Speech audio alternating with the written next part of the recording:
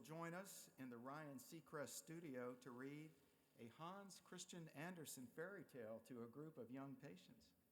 And this story will be broadcast all throughout the hospital from that studio to all of the rooms for all the kids that can't get down here.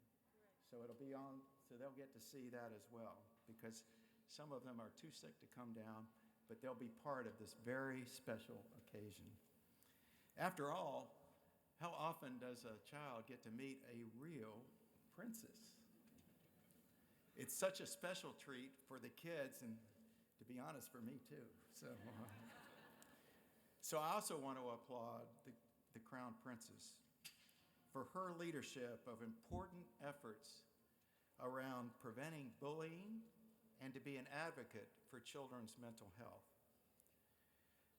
Your commitment to these issues is inspiring, and it shows that we share a common bond, a common mission to help our children grow up stronger and healthier. At Children's National, we also recognize that innovation is at the heart of that mission, and that's why every day our leading scientists are working to develop cutting-edge solutions and treatments that could lead to discoveries and cures. And we're eager to share that work with the delegation, because I know that the scientists that are among that delegation will have a lot to talk about with our team. I'm a firm believer that the open exchange of ideas can identify new possibilities for collaboration. So thank you all for being here today. I'll now turn it over to Mike Williams, the chair of the board of Children's National Medical Center. Mike?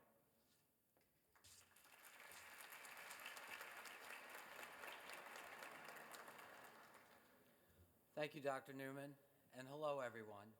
As chairman of the board of Children's National Medical Center, it is my privilege to welcome Her Royal Highness, the Crown Princess, to our wonderful hospital. As you tour the hospital today, you will see that our walls are adorned with the artwork of our children. That's because at Children's National, we believe in the strong healing powers of the arts. Every year, our dedicated team of arts and healing professionals serves over 20,000 patients. They work to promote the wellness of children through creativity and self-expression. And they strive to create a warm, positive environment for healing. We've also forged meaningful partnerships with local schools to promote the role of the arts in fostering healthy and strong kids throughout our neighboring communities. I know that as a champion and advocate for child wellness, the Princess shares these core values. In recognition of your leadership, we would like to present you with a gift that embodies the spirit of healing through expression. This piece of art was created by Paris Brown, an 8th grade student at St. Anthony's Catholic School, as part of our Creative Arts Partnership. Please accept this gift as a gesture of our gratitude and admiration for all that you do to help children achieve their potential.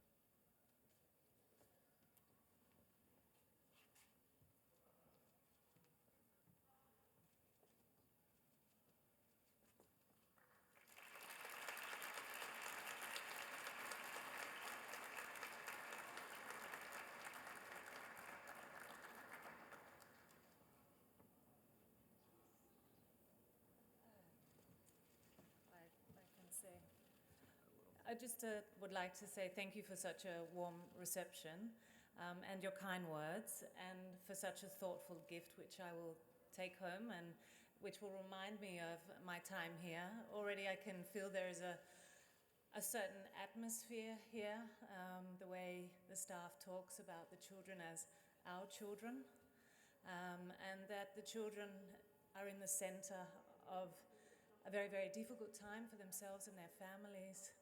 But as they are in the center, they receive the absolute best treatment and care they have to get better and back to their everyday life. So I really look forward to touring the hospital, looking at the state-of-the-art facilities, and also looking at the sort of entertainment that there is for the children here, and meeting with the children and hearing about their experiences being in the hospital. So thank you once again, and I'll see you all soon. Thank you.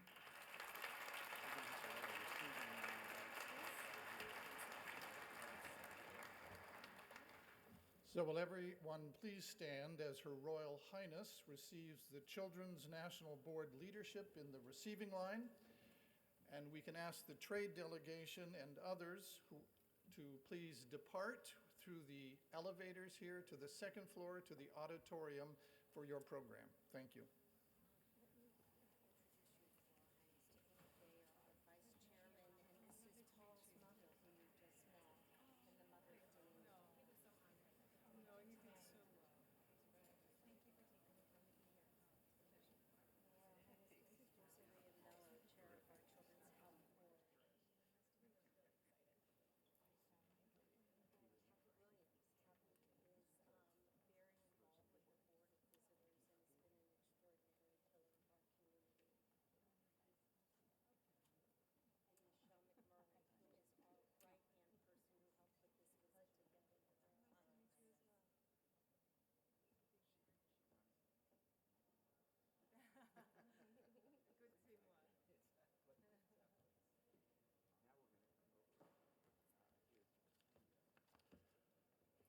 So thank you all. Please remain standing for the departure of Her Royal Highness.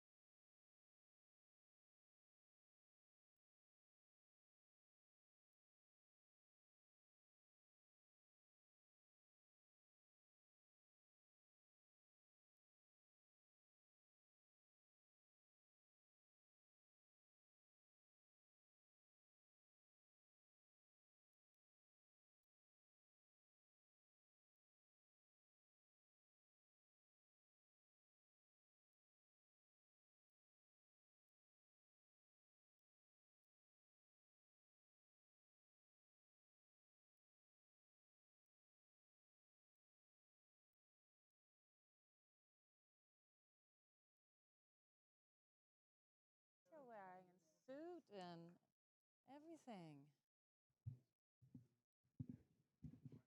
Now, how many of you are at the hospital now? No one's in hospital right now? No, but you've all been patients here. Yeah. Great. Do you know Hans Christian Andersen? Yeah? Yeah, probably his most famous fairy tale is The Ugly Duckling. You've probably heard of that one. And that's the picture that I just got is about the ugly duckling. But I'm going to read you another story. Okay. To just get used to hearing my voice. So how many people, how many children is this going out to? We have about 300 children that are in the hospital in beds, and then there's probably several hundred more in clinics and emergency departments. So probably about 500 children, and then I don't know how many we beam it out. So there are other kids that may be at home that are our patients that may be. So I should really say listening. hi to everyone. Yes. Yeah. Yes. Maybe to the. Is there anywhere you should look? Is that the camera? That's the camera. Oh, yeah.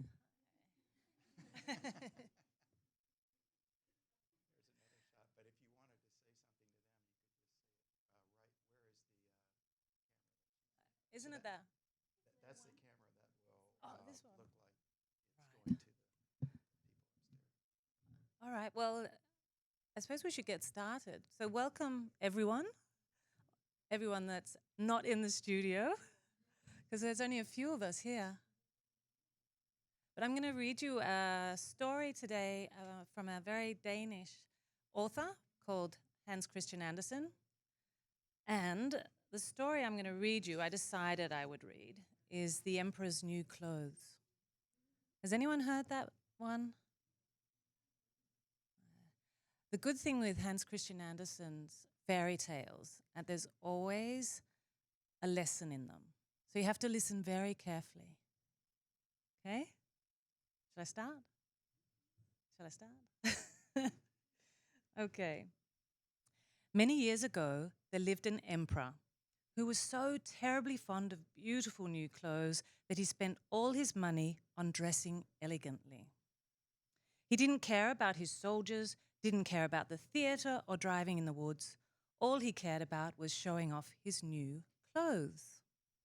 He had a dress coat for every day, every hour of the day, and just as people say of a king that he's in the council chambers, here they always said, the emperor is in the dressing room. In the big city where he lived, everything was exceedingly pleasant, and every day scores of strangers appeared. One day, 2 swindlers arrived. They claimed to be weavers, and they said they knew how to weave the loveliest cloth imaginable. Not only were the colors and patterns extraordinarily beautiful, but the garments they sewed from the cloth had the peculiar property of being invisible to any person who was unfit for his position or inexcusably stupid. What lovely clothes they must be, thought the emperor. By wearing them, I could find out which men in my kingdom are unfit for the positions they hold. I could distinguish the clever from the stupid. Yes, I must have these clothes woven for me at once. And he gave the 2 swindlers a great deal of money, so they would begin their work. And they did set up 2 looms and pretend to work. But there was nothing at all on their looms. They promptly demanded the finest silk and the most magnificent gold, which they stuffed into their own bag. Then they sat at the empty looms and worked far into the night. I'd certainly like to know what progress they've made with the cloth, thought the emperor. But he actually felt a bit uneasy about the idea that someone who was stupid or not suited to his position wouldn't be able to see it. Now, he certainly didn't think he needed to be afraid for his own sake, but he still wanted to send someone else first to see how things were going. Everyone in town knew what a wondrous power the cloth possessed, and everyone was eager to see how inferior or stupid his neighbor was. I'll send my honest old minister over to the weavers, thought the emperor. He's the best one to see how the cloth looks, because he is wise, and no one is more attentive to his position. Then the venerable old minister went to the hall where the 2 swindlers sat working at the empty looms. God save us, thought the old minister, and opened his eyes wide. I can't see a thing. But he didn't say that. The 2 swindlers invited him to come closer and asked him if it wasn't a beautiful pattern and lovely colors. Then they pointed to the empty loom, and the poor old minister opened his eyes even wider, but he couldn't see a thing because there was nothing to see. Good Lord, he thought, could I be stupid? I've never thought so, and no one must find out. Am I unfit for my position? No, it won't do at all for me to say that I can't see the cloth. Well, you're not saying anything about it, said the one who was weaving. Oh, it's exquisite, quite the most charming of all, said the old minister, peering through his glasses. That pattern and those colours. Yes, I shall tell the emperor that it pleases me no end. That's very gratifying, said both weavers when they mentioned the colours by name and the unusual patterns. The old minister listened carefully so he would be able to repeat everything when he returned home to the emperor, and he did. Then the swindlers demanded more money, more silk and gold. They needed it for the weaving. They stuffed everything into their own pockets. Not a thread was put on the loom, though they continued, as before, to weave at the empty loom. The emperor then sent over another venerable official to see how the weaving was going and whether the cloth would soon be finished. The same thing happened to him. He looked and looked, but since there was nothing but the empty looms, he couldn't see a thing. "Well, isn't it a beautiful piece of cloth?" said the two swindlers, as they displayed and described the lovely pattern that wasn't there at all. "I know I'm not stupid," thought the man. "Am I supposed to be unfit for my position? That would certainly be ridiculous, but I can't let on." Then he praised the cloth that he couldn't see and assured them of his joy at the beautiful colors and the lovely patterns. "Yes, it's quite the most charming of all," he told the emperor. Everyone in town was talking about the magnificent cloth. Then the emperor wanted to see it for himself while it was still on the loom. With an entire host of hand-picked men, including both of the venerable officials who had been there before, he went over to visit the two cunning swindlers who were now weaving with all their might, but without thread or yarn. "Yes, isn't it magnifique?" said both of the venerable officials. "Just look, Your Majesty, what a pattern, what colors!" And then they pointed at the empty loom because they thought that surely the others could see the cloth. "What's this?" thought the emperor. "I can't see a thing. This is terrible. Am I stupid? Am I unfit to be the emperor? This is the most horrible thing that could have happened to me." "Oh, it's very beautiful," said the emperor. "I give it my highest approval." And he nodded contentedly and looked at the empty loom. He didn't want to say that he couldn't see a thing. The whole entourage he had brought with him looked and looked, but they could make no more of it than all the others. Yes, like the emperor, they said, "Oh, it's very beautiful." And they advised him to wear these splendid new clothes for the first time during the great procession. "It's magnifique, exquisite, excellent," passed from mouth to mouth. Everyone was so genuinely pleased. The emperor awarded each of the swindlers a knight's cross to put in his buttonhole and the title of weaving squire. The swindlers stayed up all night long with more than 16 candles burning before the morning of the procession. Everyone could see that they were busy finding the emperor's new clothes. They pretended to take the cloth off the loom. They cut at the air with big shears. They sewed with needles but no thread. And at last they said, "See, the new clothes are done." The emperor himself came, along with his most distinguished courtiers, and both the swindlers raised one arm in the air as if they were holding something up and said, "See, here are the trousers. Here is the dress coat. And here is the train." And they kept on in this manner. "They're as light as spider webs. It's almost like having nothing on. But that's exactly their virtue." "Yes," said all the courtiers, but they couldn't see a thing because there was nothing to see. "Would it please His Imperial Majesty most graciously to take off his clothes?" asked the swindlers. "Then we'll help him into the new ones in front of the big mirror." The emperor took off all his clothes, and the swindlers acted as if they were handing him each piece of new clothing that they had supposedly sewn.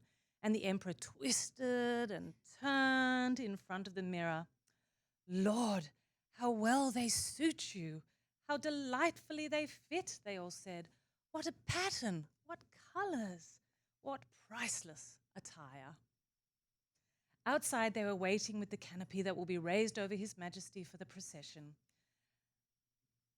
"All right, I'm ready," said the emperor. "They fit well, don't they?" "Oh, yes. Yes. And then he turned around one more time in front of the mirror, trying to look as if he were examining his finery. The chamberlains who were going to carry the train fumbled their hands all over the floor as if they were picking up the train. They started walking, holding on to the air. They didn't dare let on that they couldn't see a thing. Then the emperor walked in the procession beneath the lovely canopy, and all the people on the street and in the windows said, "Good Lord, our emperor's new clothes are beyond compare. What a lovely train he has on his coat. How heavenly it fits." No one wanted to admit that they couldn't see a thing, because then he would have been unfit for his position or very stupid. None of the emperor's clothes had ever aroused such admiration. But he doesn't have anything on, said a little child. "Good Lord, listen to the voice of the innocent," said the father, and one person whispered to the next what the child had said. "But he doesn't have anything on," the entire crowd cried at last. The emperor cringed because he thought they were right, but then he reasoned, "I have to make it through the procession." He held himself even prouder than before, and the chamberlains walked along carrying the train that was not there at all.